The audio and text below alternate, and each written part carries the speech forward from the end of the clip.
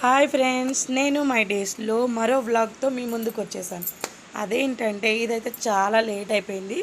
దీపావళికి అంటే దీపావళి అయిపోయినాక రోజుది ఇది. అసలు చాలా ఎప్పుడెప్పుడు పెడదామా అనుకొని ఇప్పుడు పెట్టేస్తున్నాను. ఏమనుకోకండి. ఓకే అండి, ఇప్పుడు మ్యాటర్కి వచ్చేస్తాం.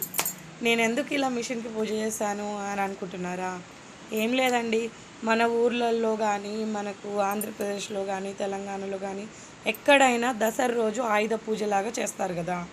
ఇక్కడ ఈ సూరత్ అంటే ఇక్కడ గుజరాత్ స్టేట్లో ఇలా ప్రతి దీవాళికి ఇలా మూరత్ లాగా చేస్తారన్నట్టు.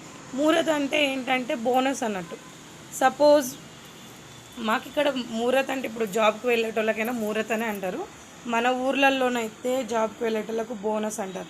బోనస్ అంటే 1 మంత్ శాలరీయో లేకపోతే స్వీట్స్ వగేరా వగేరా ఇలా ఇస్తారు.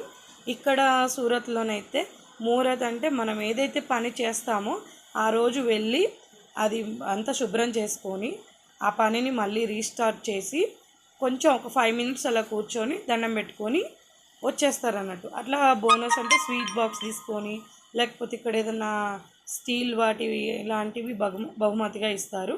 అలా దీన్ని మూరత్ అని అంటారు. నేను కూడా చాలా డేస్ నుంచి చేద్దాం అనుకున్నాను, ప్రతి ఇయర్ అనుకుంటున్నాను, చేయలేదు. ఈ ఇయర్ అయితే నాకు జీవనాధారం నా మిషనే అయింది కాబట్టి నేను ఈరోజు మూరత్ చేసేసాను. నా మూరత్ అయితే అయిపోయింది. మీకు మీ బోనస్ ఎలా జరిగిందో చెప్పండి.